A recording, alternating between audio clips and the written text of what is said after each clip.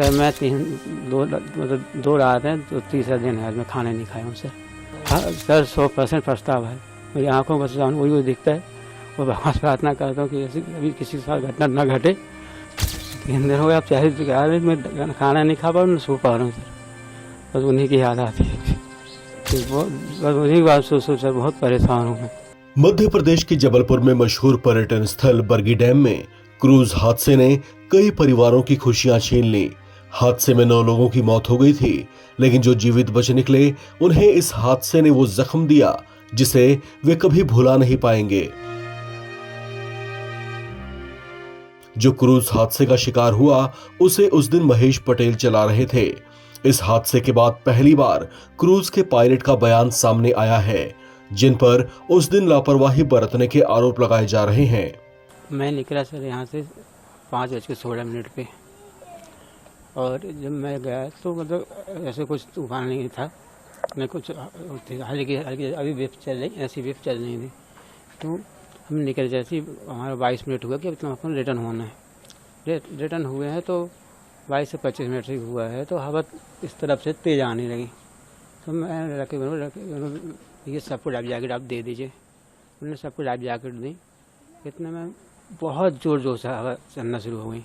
फिर मैंने क्रूज का रेस दिए कि मतलब लगने पे को मुश्किल से 10 मिनट करीब लगता है, लेकिन बोट नहीं लगी, वापस रिटर्न हो गई। फिर वहाँ भी अपन सोचे कि मतलब किसी भी हालत से कोई भी कॉर्नर में बोट लगा दें, लेकिन पूरी जान से कोशिश करने के बाद भी बोट कॉर्नर तो किसी भी कॉर्नर में पहुँचने को तैयार नहीं हुई। और ये जब आप बोट को कोने में लगाने की, किनारे पे लगाने की कोशिश कर रहे थे, तो वो कितना था जब तूफान से आप लोग मतलब जूझते रहे, किनारे लगाने की कोशिश करते थे, कितना समय लगा उसमें? सर हमें लग गया है, हमें लग रहा है कि 20 से 22 मिनट करीब। 20 से 22।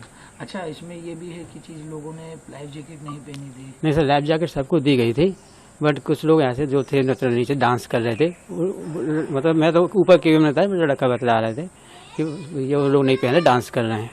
मैंने उनको बोल दो जाए कि मौसम बहुत तेज़ खराब हो गया, लाइफ जैकेट आप पहन लें और सामने बालकनी में खड़े हो जाए, कुछ ऊपर आ जाएं। लेकिन जो वीडियो सामने आया है उसमें जो देखा है, साफ दिख रहा है कि जो वीडियो है उसमें दिख रहा है कि लाइफ जैकेट का पैकेट खोला गया है, वो पूरा पैक था, जैकेटें पन्नी के अंदर पैक थी, ऊपर से भी पूरा पैक था, वो निकाल के फिर दिया जा रहा है जैसे कि पहली बार लाइफ जैकेटें खोली गई। नहीं सर, हम ऐसा खोलते हैं बस शाम को, बस पैक करके रख दे राखी राउंड में, जैसे अपने खत्म हुआ बोटिंग बंद हुई, जब बस पैक करके रखते हैं, ओपन रहती है पूरी लाइफ जैकेटें। उसमें वीडियो में तो कोई पहना हुआ नहीं दिख रहा था।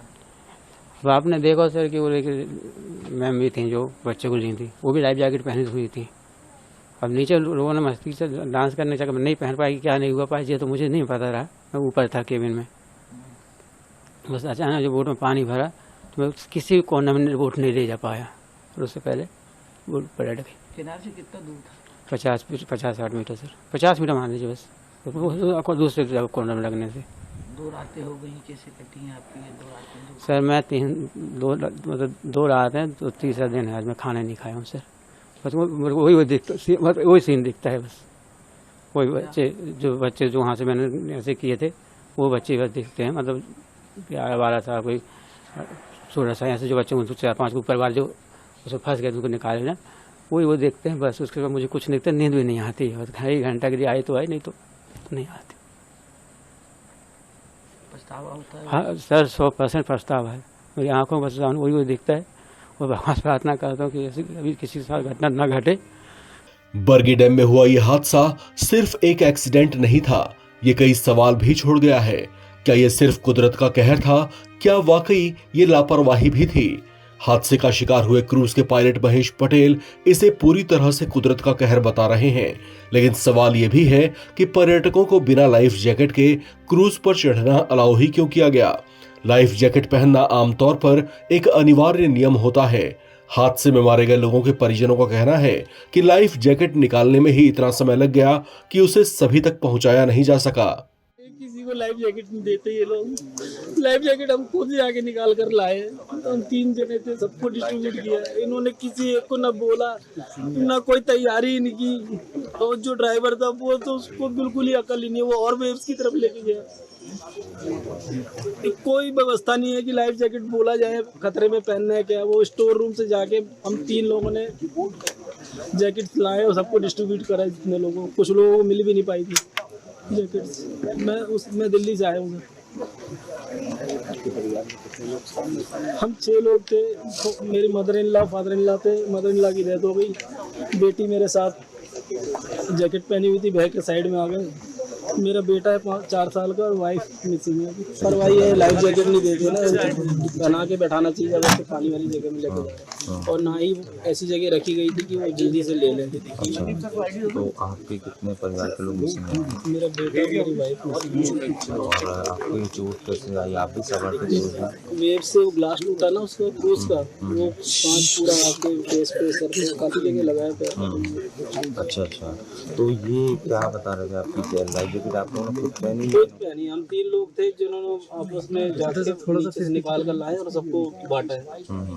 इनकी तरफ से स्टाफ कोई नहीं था कि जो जैकेट दे आपको। और ये हादसा किस वजह से हुआ? उस समय तूफान बहुत तेज आया था, वेव्स काफी ऊंची होने लग गई, तो क्रूज को वापस नहीं किया था? वापस ही लौटते वक्त हुआ हादसा। वहाँ से जो हादसा वेव शुरू हुआ और कोशिश करते करते वहाँ तक पहुँचा। अच्छा, अभी आपके परिवार के कितने लोग मिसिंग हैं? मेरा बेटा है 4 साल का, मेरी वाइफ मिसिंग। आप दिल्ली से आए? हाँ जी। शुभ नाम आपका?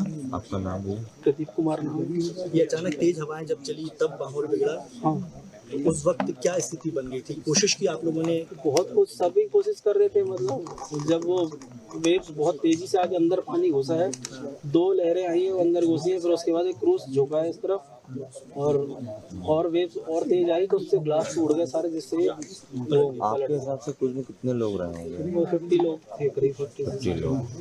तो लाइफ जैकेट वगैरह सबने यूज की थी या फिर? सब बांध चुके थे। मैंने खुद लाइफ जैकेट लोगों के हाथों में दी, ऐसे पहना करके। खतरा मुझे लगने लग गया था कि कुछ होगा। तो यहाँ का लोकल स्टाफ उन लोगों ने लाइफ जैकेट सर एक ड्राइवर थे, एक उसका असिस्टेंट था, वो कहाँ से गए? 29 लोग तो नीचे कोई स्टोर है क्या है इनका, वहाँ से निकाल के हम जैकेट। जबलपुर का बरगी डैम, जहां लोग घूमने, हंसने और खुशियां मनाने आए थे, उन्हें क्या पता था कि ये सफर उनकी जिंदगी का आखिरी सफर बन जाएगा। क्रूज में परिवार थे, बच्चे थे, म्यूजिक था और डांस था, लेकिन कुछ ही मिनटों में ये खुशी चीखों में तब्दील हो गई। एक पल में ही खुशियां मातम में बदल गईं। क्रूज के पायलट महेश पटेल ने बताया कि शुरुआत में मौसम बिल्कुल सामान्य था, लेकिन अचानक तेज हवाएं चलने लगी और देखते ही देखते तूफान आ गया। उन्होंने तुरंत नाव को वापस मोड़ने की कोशिश की, लेकिन तब तक बहुत देर हो चुकी थी। ऊंची लहरें नाव से टकराने लगीं और कुछ ही पल में नाव के अंदर पानी भरना शुरू हो गया। पर मेरी बोट किसी चीज़ से टकरानी तो है नहीं है, और ना ही किसी पहाड़ से टकरानी। अब कुदरती मार थी ये, और उसमें मैं भी कुछ नहीं कर पाया। अपना जितना रहा तो उतना पूरे जाने लगाया मैंने।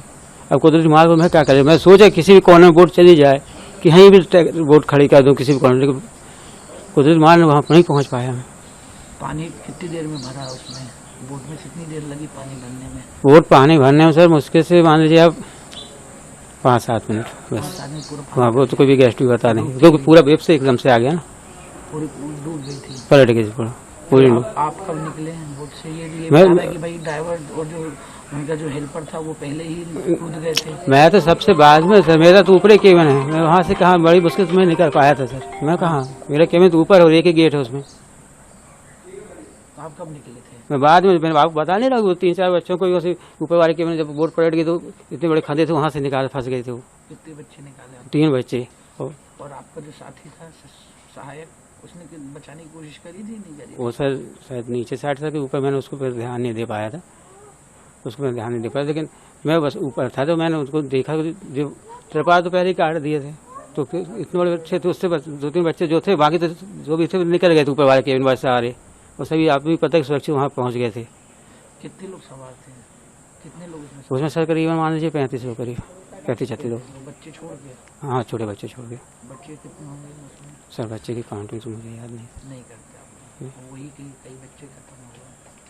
हाँ, उनकी काउंटिंग नहीं होती, क्योंकि उनकी स्लिप नहीं होती तो काउंटिंग नहीं करती। आपको नहीं लगता कि आप लोगों की गलती की वजह से इतने लोगों की? सर गलती तो किसी की भी नहीं, बस कुदरती मार है, क्योंकि उसमें हम लोग को बिल्कुल भी चांस नहीं दे पाए ऊपर वाले ने। नहीं तो कभी इतने साल से हो गए, 1-2 बार ऐसे फंसे भी तूफान में, मतलब निकलने के बाद, तो भी फिर सभी सेफ आ गए हैं। कभी कुछ माना बताए ऐसे नहीं करने। सब कुछ चला रहे हैं मैं सर 2012 करीब चला रहा हूँ। आपको बर्खास्त कर दिया गया था, कुछ कहेंगे? हम सर 30 साल 20 साल हो गए उनकी सेवा देते हुए। अब क्या बोले, एक ही सहारा था। परिवार में 2 बच्चे हैं, माँ है, मिसेस है, और तो कुछ रोजगार है नहीं। अब क्या आप कुछ कहना चाहेंगे सरकार से? खास हो गया कि आपकी गलती मानी गई है कि आप लोगों की वजह से इतना बड़ा हादसा हुआ, ये नुकसान हुआ लोगों को। अब ये तो सब कुदरत ही बता सकता है, अपने तो कुछ नहीं बता सकता है। ठीक है, अच्छा, लोगों ने बता रहे, लोगों ने मदद करी आपके यहाँ से, प्रशासन की मदद नहीं पहुँच पाई थी। लोग बाग वो जो मजदूर थे, गाँव वाले थे, वो लोग आए और वो कर रहे थे। सर ऐसा नहीं है सर, उन्होंने मदद की। हमारे जो मतलब लाइफ जैकेट पहन के वहाँ पहुँच गए हैं ना, तो उनको रस्सी बांध के उठाई। बाकी हमारी बोट यहाँ से पहुँच चुकी थी, आपको वीडियो में दिख भी रहा है कि मतलब हमारी बोट पहुँच गई थी यहाँ से। अच्छा, वैसे नियम ये भी कहता है कि जब भी क्रूज जाता है उसके साथ में सेफ्टी के लिए 2 बोट अलग से चलती है, तो वो चली थी उस दिन? 2 बोट नहीं सर, एक रिक्शा बोट चलती है, लेकिन उस दिन नहीं गई थी वो पहले जाती थी रोज? हाँ, जब यहाँ से वो लगे क्यों नहीं गई थी रेस्क्यू बोट उनको साथ में?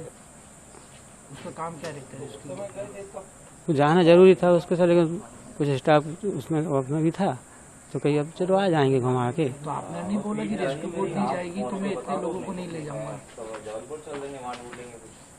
आपने बोला नहीं क्या कहते कि अगर रेस्क्यू बोट नहीं जाएगी तो मैं नहीं ले जाऊंगा इतने लोगों को, कि इनकी जिम्मेदारी मेरी है, मेरे उस पर जा रहे हैं ये छोटे छोटे बच्चे। नहीं सर, मैंने नहीं मानते हैं ना कि बोला, मैंने बोला कि स्टाफ कम है। इसको गलती मानते हैं अपनी कि नहीं मानते हैं, आप बताइए। तो कि रिक्शे भाई रेस्क्यू बोट जाती है, आपने बोला नियम है। सर, लेकिन हर राउंड रिक्शा बोट नहीं जाती थी, हर राउंड रिक्शा बोट नहीं जाती थी। तो ये गलती है ना, आप मानते हैं कि भाई आप खुद कह रहे हैं कि भाई नियम है। मैंने कहा 2 रेस्क्यू बोट जाती है, आप बोलते नहीं 1 जाती थी। उस दिन 1 भी नहीं गई, बाकी दिनों में जाती थी। ऐसे कभी कार ऐसे जाती थी, हमेशा राउंड में नहीं जाती थी, मतलब रिक्शा बोट। जाना चाहिए था ना, अगर जाती तो कुछ लोग और बच जाते। मुझे तो सर ये नहीं लगता है कि मतलब इतनी बड़ी वेव में कि रिक्शा बोट भी कुछ काम कर पाते। कुछ लोगों को तो बचा लेती, और वो भी खुद पलट जाती। तो फिर उसको रेस्क्यू बोट क्यों कहते हैं?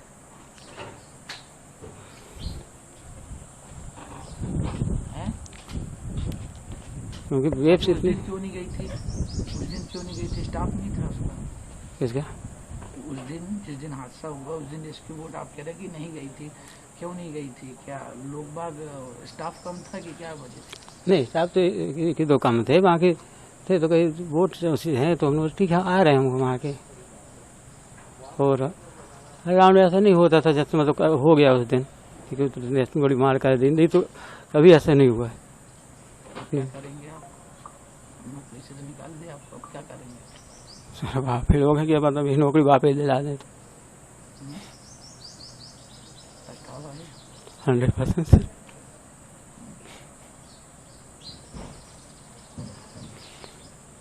3 दिन हो गए, आप चाहे मैं खाना नहीं खा पा रहा हूँ, सो पा रहा हूँ सर, बस उन्हीं की याद आती है।